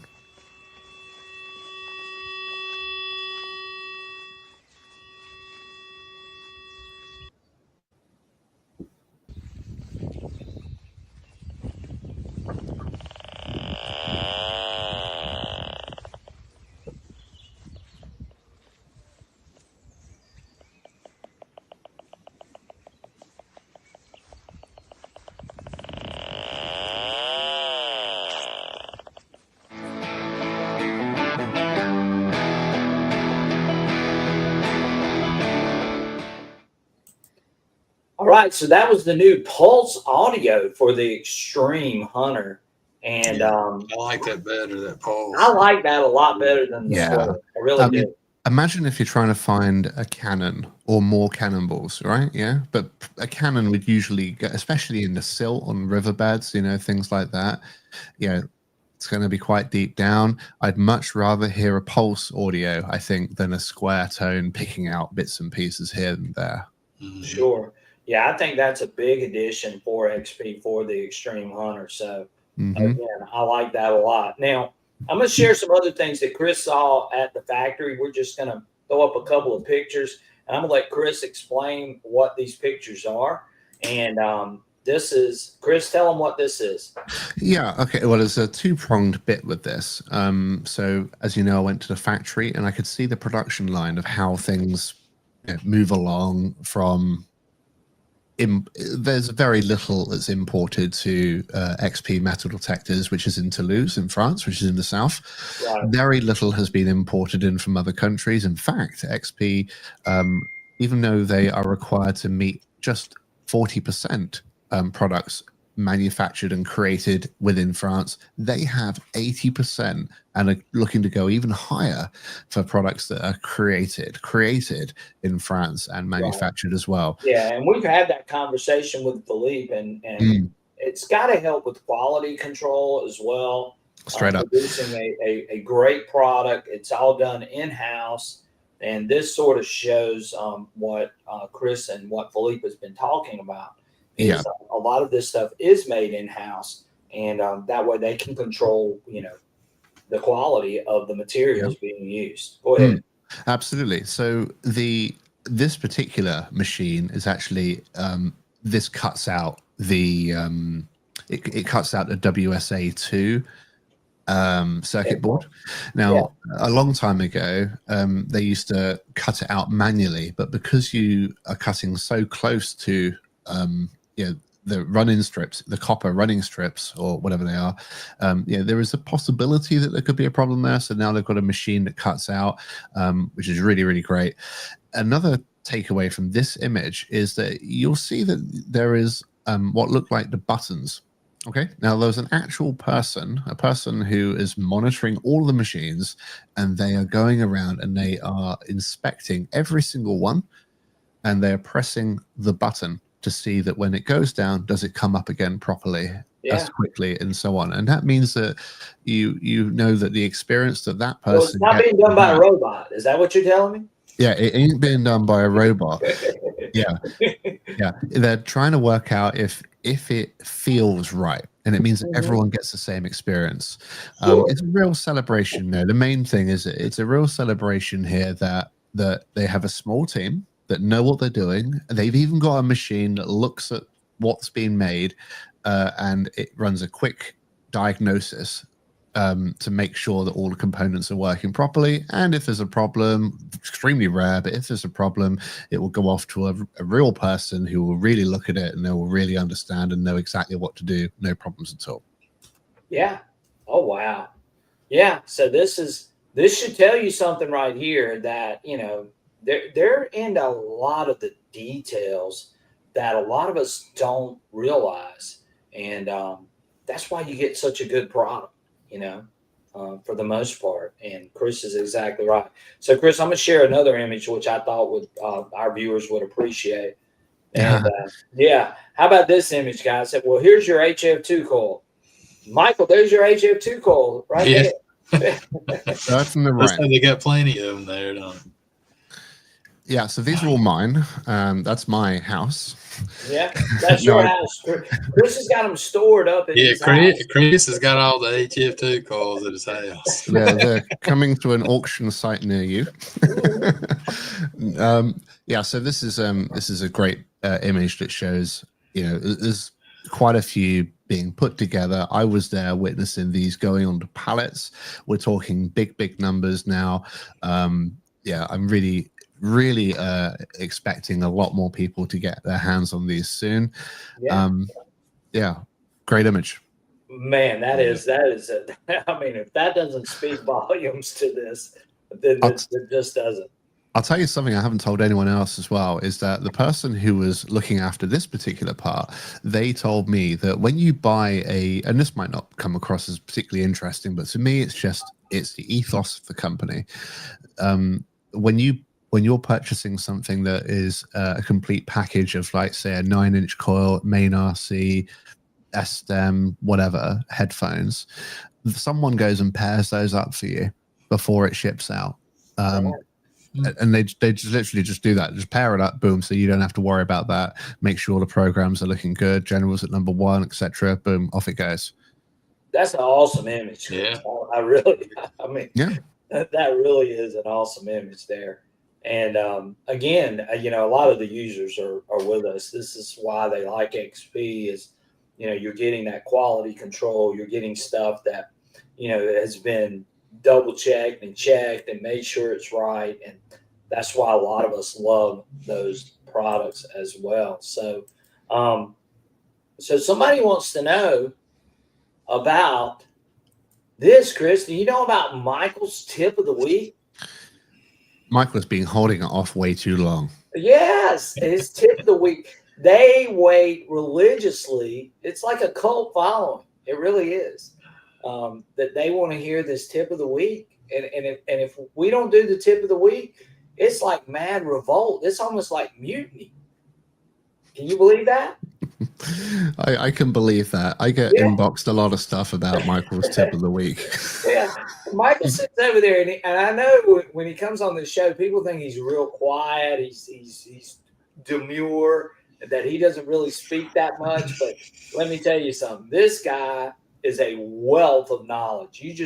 Nobody realizes how much this guy helps me out with all sorts of things. He gives me ideas. He goes out and hunts with me. We compare, we test, we do all kinds of things together as far as metal detecting goes, and we're good friends at that too. And it just he's an awesome dude. Let me just say that, plain, no questions asked. This guy is a stand-up guy and does an amazing job working with me, and I appreciate having him. But I want to share his tip of the week because the audience wants the tip of the week for sure. So let's share the tip of the week. We're not leaving Michael out of this for no reason. Is there a jingle at the beginning? Yes, we got to make sure that we get this tip of the weekend. So, Michael, take it away. Here's the tip of the week. It kind of goes along with the new HF2 coil. Let's rewind back. Hi guys, my tip for this week.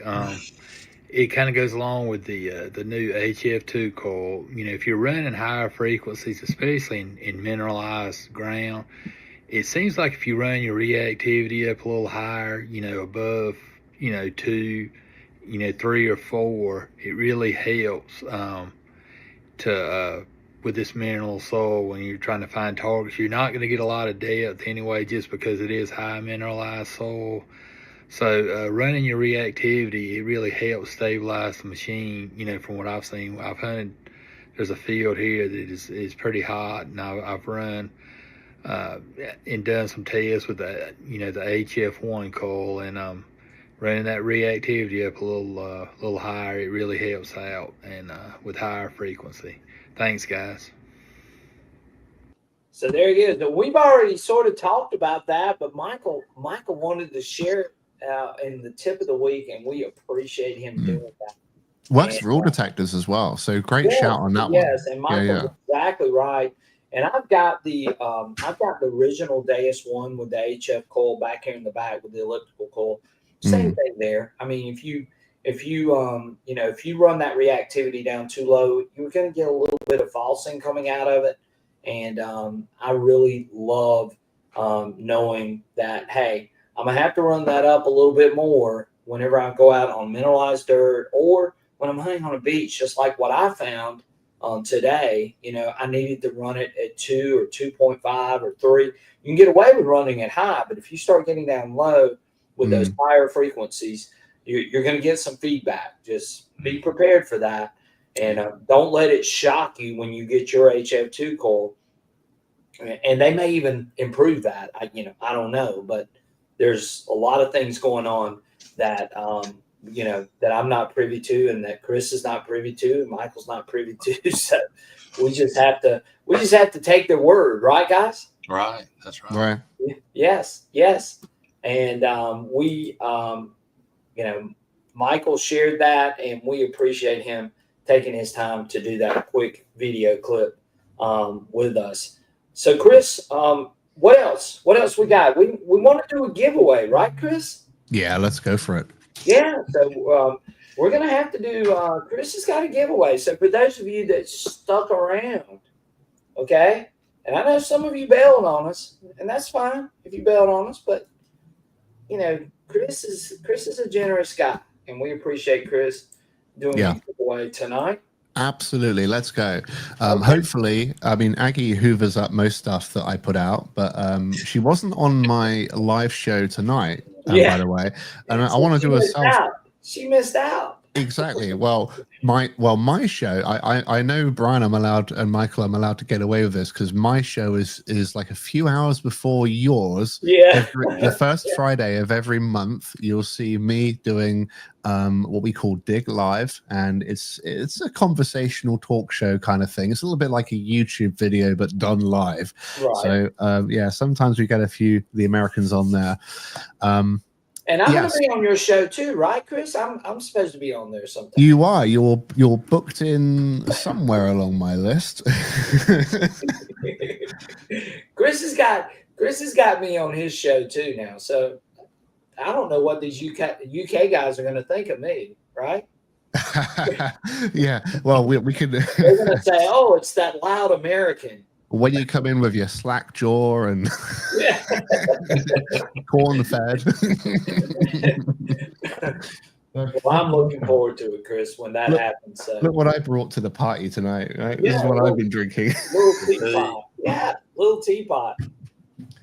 Oh man, we're gonna run amok on you, Brian. I can't wait to be exposed to this UK crowd. They need this American in their lives. Yeah, well, perhaps we'll also have Michael on as well. Okay, so so what we're gonna do is 2 Deus 2 red caps. I don't have one with me, sorry guys. We'll do 2 Deus 2 red caps today. That sounds like a good idea. How you do it? It's up to you. Okay, 2. You want to send it? You want to do just 1 giveaway? Or you want to do 2 giveaways? No, we do 2. I've just said 2, so people will get angry if I don't stick to my guns on that one. Okay, all right, okay. So let's share this screen, and hopefully I did it right. Sometimes it works great, sometimes it doesn't, but it has been working better lately. So here it is. Hashtag the cap. The cap. Yes, that's an easy one. I think everybody can do that as well. They wanted to know if you're going to pay for my airfare to come to the UK. Is this an XP hat or a Deus 2 group hat? Good question. This will be an XP hat, so this will be the red one. Yeah, the red one, he said. The red one, yeah. Disclaimer, it may not actually be red. It will be red. Will be red. All right, it's not showing up, which is always fun when it doesn't show up. Wow. That's okay. That's all right. I can go back and do it again. No problem. No problem. We've had this issue before, other than me putting in a space as you were. There it is. 27. Ooh, 27 entries. Yeah, nice. Yeah, get you a cap for sure. And we appreciate Chris doing this as well. And again, so Wayne put in the bottle cap. He did. I spotted it. Yeah. Michael likes that cap, don't you, Michael? Yeah. They like my cap. Have you seen my XP hat that I got here, Chris? Yeah, it's like a Team USA type thing, isn't it? Oh yeah. Well, it's not as elegant as the British one, but yeah, ours is a bowler hat with XP on it. Right. Yeah. So yeah, mine just has XP across the front. But I have a little peanut. I have a little peanut head. I can't wear those high toppers. So it makes my head look big, and I don't want my head to look big. Yeah. So we're getting a few people. We got 34 entries. Gene Gilstrap said the post office stole my caps. Yeah. I'm pretty sure. He said smack the cap. I'll tell you what, I've had a couple of things go missing at JFK Airport. There's a few staff out there rocking some Deus 2 group caps. Dick Buddy says that he's got a big head too. I get it, buddy. I swear. I guess I got a little peanut head. So again, I wear a low profile hat, and that's just what I've always worn. But yeah. Bell says, thank you, Chris. We appreciate Chris doing that too.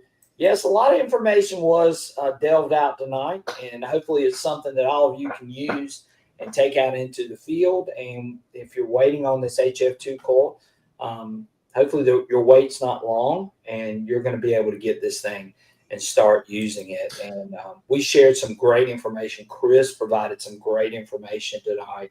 Michael provided some great information too with his tip of the week. And there are so many other things that we can talk about, but we're going to be out of time. I mean, we can go forever. We can go forever. Yeah, and I don't want Chris to be up too late because, Chris, what time is it over there? 2:30? 2? Yeah. We're at 11 minutes past 2 at the moment. But hey, you guys, let's get these caps done. Yeah, well, we can do it.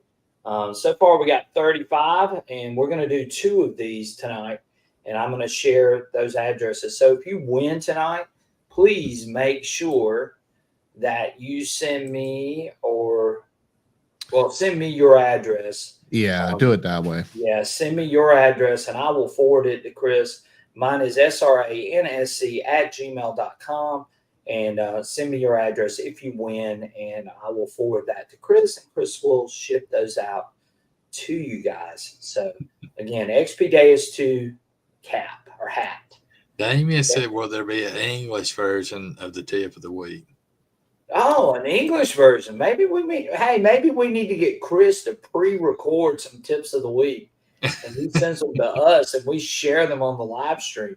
Yeah, for our Euro audience. How about that, Chris? I think that's a awesome idea, and I actually been talking with XP about this sort of thing as well. So, yeah, watch this space. Yes, definitely. Most British communications start with "listen up, chaps." Yes, that's it. We picked up on a few British words over the last few years. There's one that I won't repeat because we've been referring to a certain person as this from some of the UK people, but we're not going to talk about that. No. So Don Jones says, thanks as always, Chris. Digging Buddy says, I did remind you of negative silencer. Yep, -3. Use it. Yeah, and again, you're going to have to sort of we're working on that. We're going to have to sort of figure out, what discrimination and negative silencer, what are you going to run for those things as they do work together, and we're going to try to figure that out. Chris wants to know, what is your channel again? Chris, you don't have a YouTube. You're just Facebook strictly, correct? Right now, this second, I don't have a YouTube channel, but what I'm going to do is I'm just going to drop into our private chat just a link for the Deus 2 group. I'd love it if you guys come by. It doesn't, don't have to, but I'm going to bang that in our private chat if you want to. And it's not just European stuff. It's a lot of US. It's worldwide. It is designed to be fully worldwide. Okay, guys. So a lot of the stuff we put on there, we've got moderators from around the world, different time zones. We've got different content from around the world as well. Hey, whatever. If you wanted to, there's my live show that was about 5 or 6 hours ago. that'll tell you all about it. Yeah. So a couple of great comments, and I want to bring these up real quick while we're getting ready to do the drawing for this first hat. Gene Gilstrap said, so is 3.03 better than 3.02? Gene, let me tell you one thing. You cannot get 3.02 anymore. So just go ahead and go 3.03. Detect Meister says, hey, I just updated my RC from 3.03 from 3.02, and he didn't lose his programs. How about that, guys? Really? So that's a great thing that they've been working on to make sure we don't have to do some of that as well. Don't bank on it for going from 2 or below, though. Right, exactly, yeah. But from going 3.02 to 3.03, he says he didn't lose his programs, and that's great. Gene Gilstrap says, I'm on 3.02. Gene, I would say go ahead and do 3.03. Just do it. Just do it. Yeah, go ahead and do it, and I don't think you'll regret it. And the only thing that I've heard, and Digging Dude's on here, and he shared this with me the other day, some people were having an issue with pairing their pin pointer, and a couple of their coils were being a little bit wonky with trying to pair back up or disconnecting. But I know XP is working on that. It has been shared with XP. I was made aware of it as well. So just to share that little bit of information, I'm glad you guys did that and offered that to me, because that sparked my remembering to let you guys know that there has been some of those issues. But again, XP's working on those things. Go ahead and do 3.03. I'm just going to tell you that. So CZ Digger wants to know, so far -1 is working good. And I had no problem with -1 either, CZ Digger. I used it, and I used discrimination of 4, and Michael saw me use it. So I had no problem with -1 silencer. And knowing you and knowing how you like to run your machine wide open, I don't think you're going to have a problem with that either. And I also know that, if you're an experienced XP user and you can recognize iron and you're really good with that machine, you're not going to have an issue with it either. So again, thank y'all so much. And thank you, CZ Digger, for sharing that. Digger Buddy, thank you. Smash that like button. And Damian Thorne says, we should send Chris a maggot cap for his generosity. We're not going to get into politics. I don't know that Chris. Yeah, I don't know. We'll leave it there. David Frazier says, when do you think it won't be a beta? I have no idea, David. I wish I could tell you that. I know that they're working tirelessly and relentlessly on getting this next update right, so they don't have to keep going back to it. So, just be patient with them, and hopefully that'll work. XP is so far ahead of things that they are even working on version 4. Wow, that's really good. Digging Buddy says upgrading tonight. Yes, I think so too. Wayne wants to know dirt digging at -3 and disc at 9. And that's what I've seen some people doing, is they're upping their discrimination and running a lower silencer. And that may work. The only thing I can tell you is try it. That's all I can tell you. I have not run that particular setting, Wayne. Right. But that's a great, try it, buddy. That's all I can tell you, and see if it works. And if it works for you, then hey, go for it. Don't listen to somebody telling you, hey, these are the exact settings you need to be using. You're the one who's going to have to decide what settings work for you. And, -3 silencer and disc 9, that might be the perfect formula for you on your sites. Go try it and see how it works. But I have heard of people doing that. I've also heard of people doing what I said earlier with a lower discrimination and running the silencer up a little bit. So again, the discrimination and silencer thing is something we're just going to have to play around with and figure out. And then once they get this final update, then I think we'll be able to settle in on something. Surfside Dan says, if you have the HF2 coil, you cannot run. Yes, and I mentioned that earlier, Dan. I don't know if you were on here, but Dan and I, we went out today, and 3.03 definitely worked way better than 3.02 on the beach, for sure. Let's see here. Okay, let's do our drawing. All right. Let's draw. I have Beach calling me loudly. So we got a lot of people. Yes, Digging Deus says, learn what settings work on your site. Wayne says, headphones not turning on, hit volume button, it kicks on, comes on muted. Like I said, there's going to be bugs, guys. This is a beta version of this software. And again, those are the kinds of things. Please share those things with XP, as those are the kinds of things that can help you. Okay. All right. Y'all ready to do our first drawing? Yeah. You ready? Let's go. Let's do it. All right. First drawing. And here we go.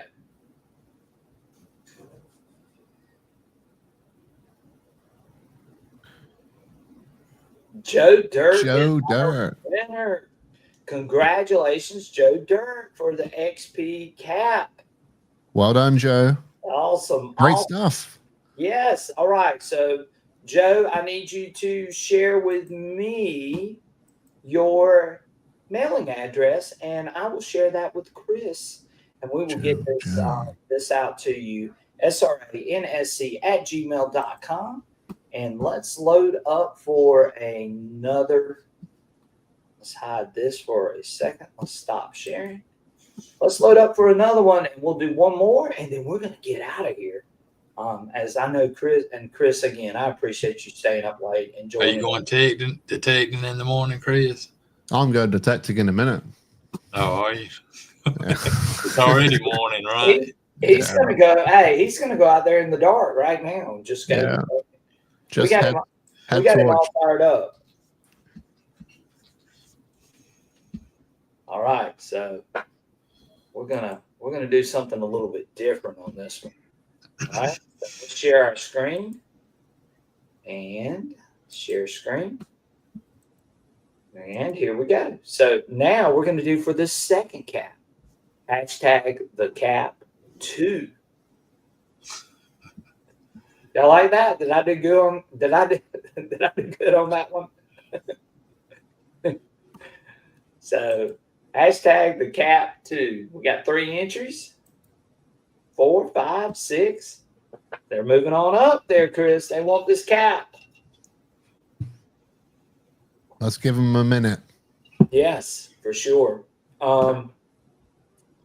So let's go back to our comments. Let's see what we got going on over here, other than the thing. Joe Dirt said it's the only thing that he's ever won. So Joe Dirt, congratulations, buddy. That is awesome. And we're glad that we can provide you with having a winning experience. How about that? So we got a few people on here that are getting after the cap. Joe Dirt says the only thing I've ever won. There you go. And we appreciate him. So, Chris, what's going to be the first thing that you take your HF2 coil? What kind of site are you going to take it to? What do you want to see out of it? Real quick, while we're waiting on Great question. I think so. I was fortunate enough to grow up with a little bit of land. And on that land is a World War I training camp. A lot of different regiments came together. Right. Yeah. But I've pulled out 10 to 15 cap badges, shoulder badges, ceremonial buckles, things like that. Various pieces really from that time period. In fact, if you just put me on full screen a sec here. Yeah, I got you. Wait a minute. Let's put you up here. Hang on, that's going to be the wrong way around. Oh, no. Wait a minute. Oh, and back. Took you out of there, Chris. There we go. Yeah, there we go. So this is the province that I'm from, or county rather. So this is Cornwall. This is the county that I grew up in. I'm in a different county these days. So it's really cool to go to any site that has your own heritage, if you like that. Yeah, it's just like bottles or anything from like. It's awesome. Yeah. And so I think this is the first place where that HF2 is going to get used, is because it's a site I have done with AT Pro, 3 different mine labs, Deus 1 HF has been on there. No, Deus 1 HF hasn't been on there, but the Deus 1 X35 coil has been on there, and the Deus 2 a little bit, you know. I'm really keen to get straight stuck into that with this HF2 coil. I think there's more to be said in that field. You know, they always say that the field's never done. Personally, I have absolutely smashed this field. Let's see what happens. I will let you guys know. It will be in my tip.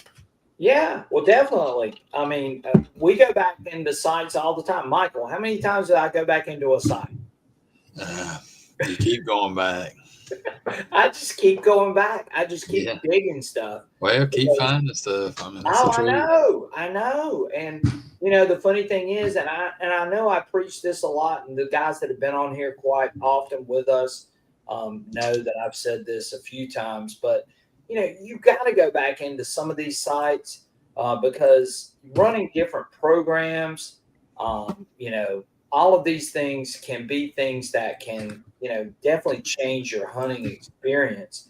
And they can also unmask targets and find targets that you might have missed simply because you were running different settings, you were running a different size coil, you were, you know, maybe you stepped one way, didn't step the other. You know, all of those things can come into play. And that's why I highly encourage people to use different coils, different settings, different programs, and go back to these sites, because you think you might have hunted something out, but in reality, you haven't, you know? And I think that's something that a lot of us forget, is that as well. So again, hunting these sites the way that we do definitely will, you know, unmask and bring about some finds that you might have missed on a site. So again, try different things, try different coils, go back to those sites, use this new HF2 coil, go back to that site that you think that you've obliterated and see if you can sneak out some more targets, because I guarantee you're going to be able to find something that you didn't get on those last few times that you've been to that place. So. And I would add also to that, if you are Deus 2 users and you've got like a normal coil, you know, 9, 11, 13, if you do run the negative silencer at -1 or 2, let's again say that we are in that environment where we've got you know, you're inside what is obviously a former shed or workshop or something like that, got a lot of iron pollution there. You might find some benefit in raising your audio. I don't mean just your volume, but I mean, you know, the various ways that you can boost audio within the Deus 2 main RC or the WS6, and you'll find that it'll really smack those copper signals and those silver signals, and you know, and you'll end up coming out with some really good stuff, I suspect. Definitely. And again, I highly encourage that. If you get this HF2 coil, take it back to some of your beat up sites and see if you can eke out something that you might have missed. And especially if it's a trashy side. What we got there, Chris? Massive colonial era button, looking at about 1780s, 1790s. This is a soldered shank, this particular one. Learn your shanks, guys. If you've got one in your collection which is not soldered and you suspect it's actually what we call a molded shank, where they've drilled by hand or with machine a hole hand through drilled. Yeah, I see that a lot. They are older. All right, that's the changeover is when we go into soldered shanks. And the same kind of thought process is applied to cannonballs as well. If you find a cannonball and it's denoted as a 3-pounder or a 6-pounder or above, if it's that really strong round number, then that is a key indicator, if it's British that is, that it would be from the 1770s, late 1770s onwards. And the reason for that is that pre-1776, 1774, the British Ordnance Board, they loaded their cannons based on not how heavy it was, but what would fit properly in that. Right. Exactly, yeah. Right. Okay. All right. Bit of history fact for you there. There we go. I like that. Okay. Well, let's do this second drawing. Y'all ready for that? Let's go. All right. So we're going to put this up on a full screen. And we're going to do this second drawing. And we're going to hide that comment real quick. All right. Y'all ready? We got 38 people. And we are drawing right now. So here we go, guys.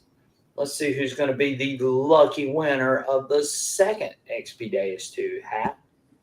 And that is going to be Mr. Ferris Grump. And Ferris Grump is a great supporter of the channel. We appreciate him so much.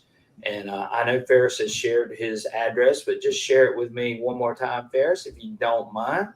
And we will make sure that Chris gets that out to you. So one more time, my address or email address is sransc@gmail.com.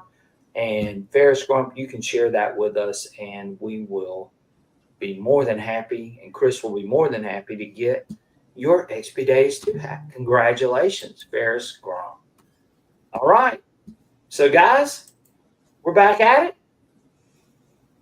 Great show. I appreciate Mr. Chris giving us his time tonight, all the way from the UK. And he's probably getting pretty sleepy now. Oh yeah, he's sleepy. I know he's sleepy. There's no way he's not sleepy. We are out of tea, admittedly. Yes, so. yes. And Ferris Grump sent us a super sticker. We appreciate that so much, Ferris Grump, as well. $10, and we appreciate that. And I know Chris appreciates that too. But absolutely, thank you so much, because again, we try to bring the best guests and the best people onto this show to share information that we all can use. And Chris is a wealth of knowledge. Go check out his Facebook group, XP Deus 2 group. If you're not a member, you're missing out. Go check it out. Stick it in chat. Yeah, you'll love it. You'll love it. You sent that to me too. I need to get that. Let's see if I can. It's private chat next to that naughty. I got it. Oh, I got it. Don't worry. I posted it on there, Brian. Yeah. Anyway. Yeah. So Michael posted it too, but I'm going to post it as well. Anyway, and there it is up on the screen right now. Check out the Deus 2 group on Facebook. It's more than just Europeans, guys. It's Americans too. So, go over there, check it out. Great information. Great finds. I see a lot of American finds over there too, by the way, Chris. And I love that. And again, I love that you're spreading the wealth, right? And everyone spreads the knowledge together, and we all have fun. So thanks for the wonderful endorsement, guys. I'm going to sign off now. Yes. It has been really nice seeing so many familiar names in chat. And you know what? I'll see you again before you know it. Right. Yeah. Hey, we appreciate it, Chris. And I look forward to seeing you real soon. Shoot me a text and we'll be in touch. Okay, buddy? Will do. I'm going to the studio. Go ahead. Bye-bye, everyone. Have a good sleep. We'll see you. All right. Bye.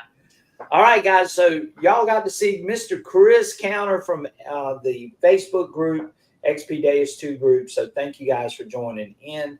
And Michael and I are getting ready to sign off as well. But again, we appreciate each and every one of you. Stay tuned. My video is coming from the beach with that HF2 coil. You guys have got to see this. I think it's going to show you the capabilities of this machine, how it performs on the beach, and so on. So stay tuned for that. That is coming.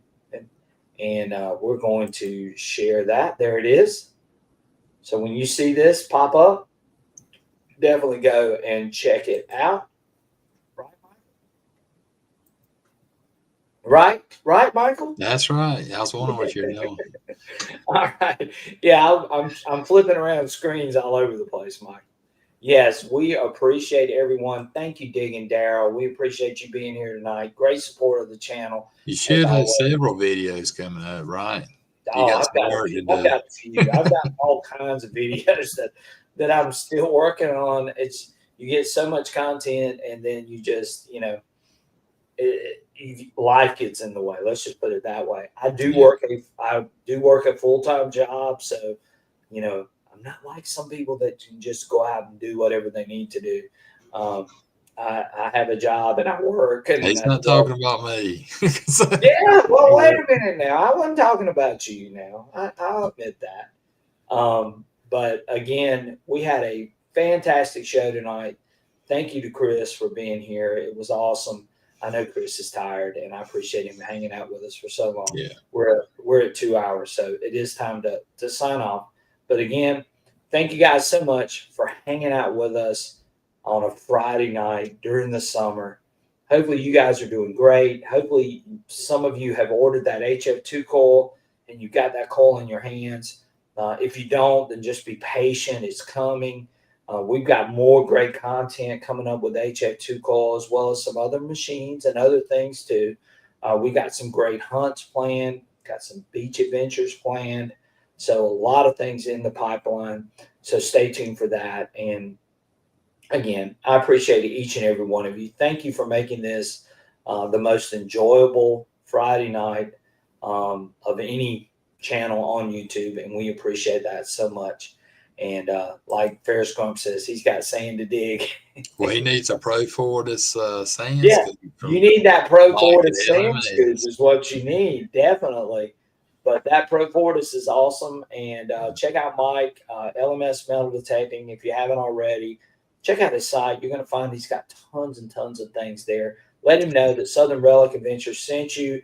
If you call him up on phone or you shoot him an email or contact, whatever it may be, and just let him know you saw his information here on our channel, and he would greatly appreciate it. Yeah, call him up, guys. He's a super nice guy to talk to. Oh, yeah, and very knowledgeable. And one thing I can tell you about Mike, for the last thing before we get off of here, is that Mike gives service after the sale.